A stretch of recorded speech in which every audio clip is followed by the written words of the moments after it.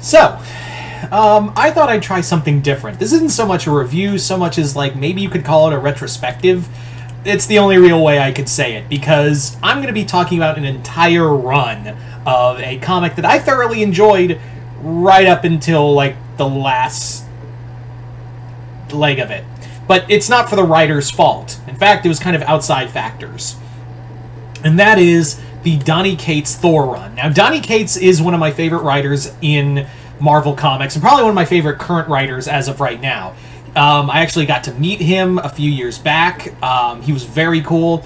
The dude has done some solid work at Marvel, at Image, even like he wanted to do stuff at DC. Now, we're going to get into why I say did work, and he will get back to work at some point, he even said. But for right now, let's talk about like why this run specifically for Thor. Thor is a character I always enjoy, but the thing is that Jason Aaron's run is very massive, and it's very all-encompassing. So when Donny Cates was announced to take over for Thor, I was all ecstatic, and plus it would be a nice jumping-on point for, you know, a new era of Thor. Now, the thing of it is that with most... let's get into the review itself, like the whole retrospective itself.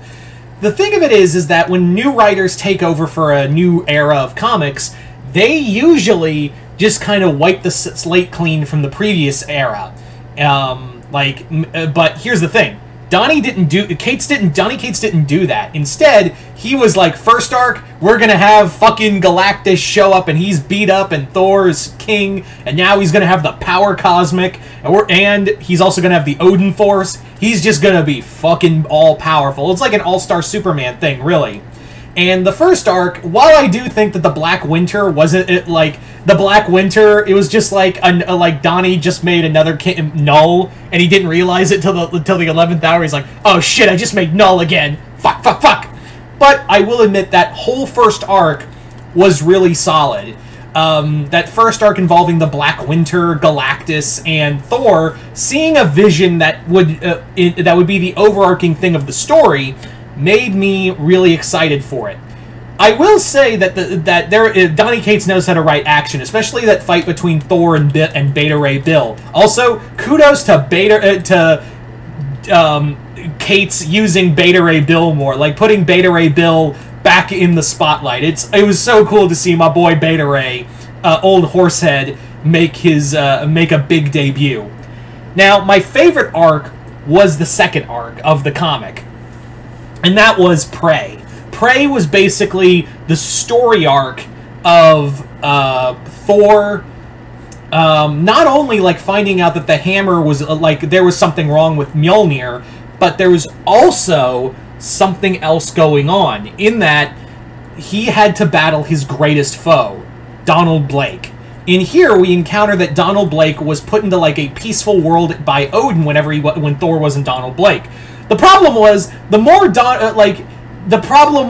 that world got corrupted and Donald Blake went mad, and he basically killed the World Serpent, made armor and blades from him, and then went on a Thor hunting quest all throughout Earth.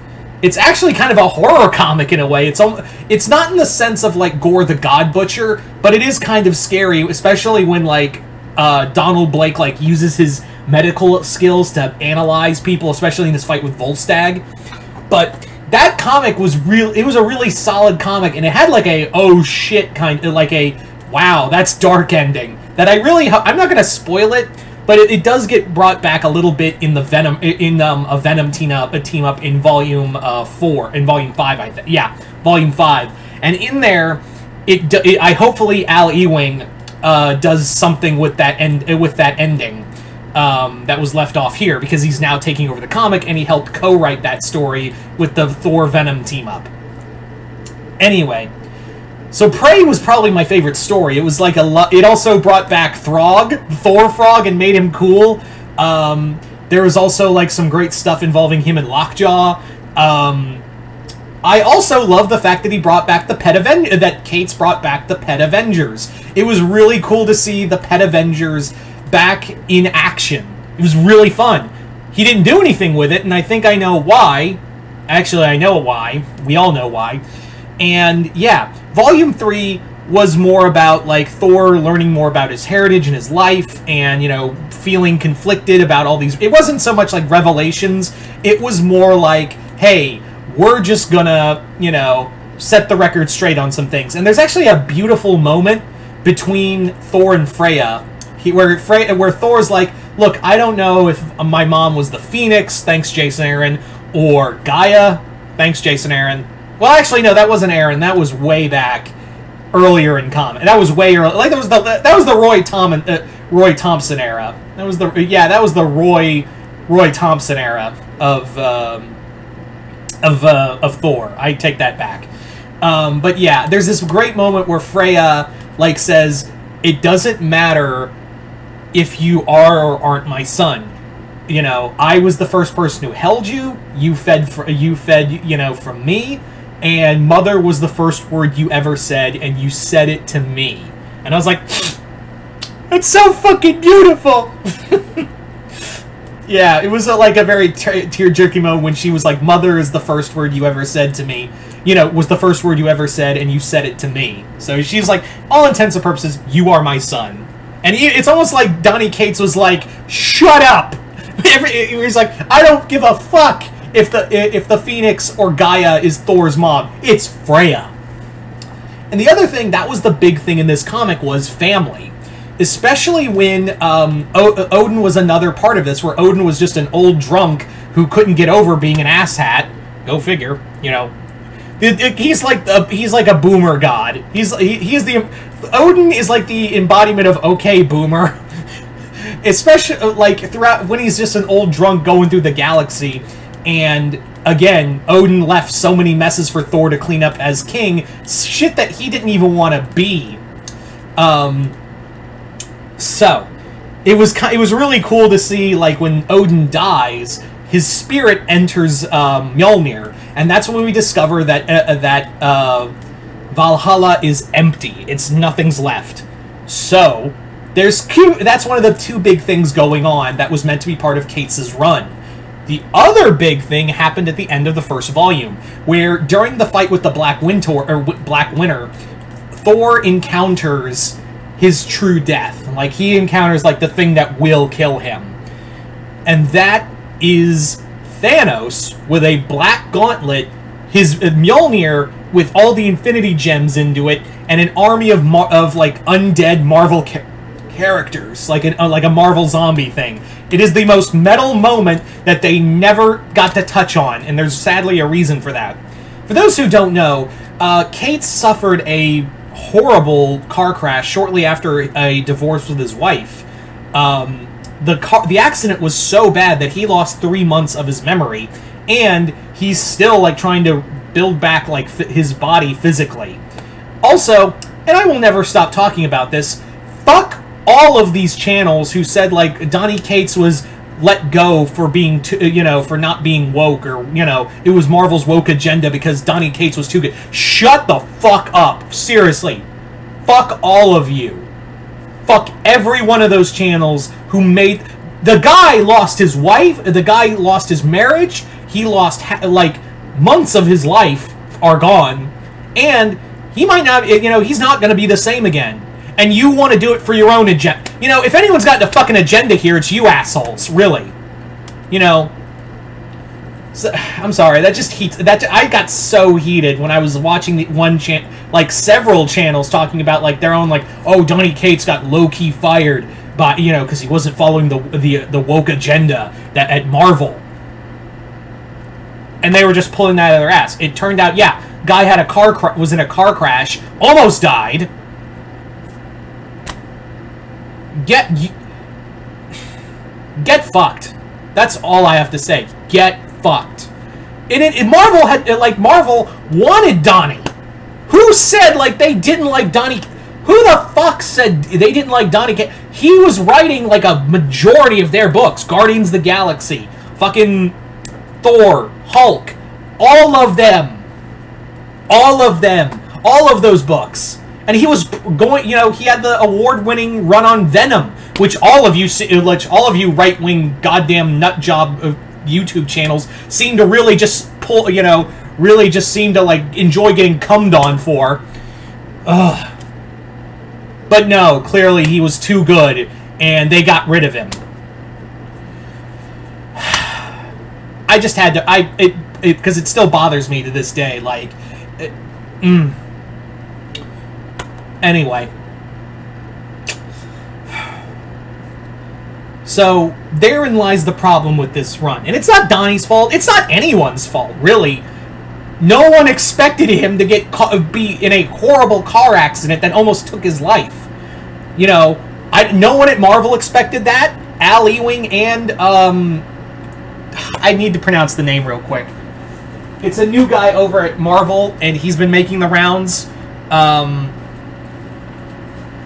Hang on, let me pull his name up. I even got the comic the volume right here. That's actually what inspired me to do the review on a whole.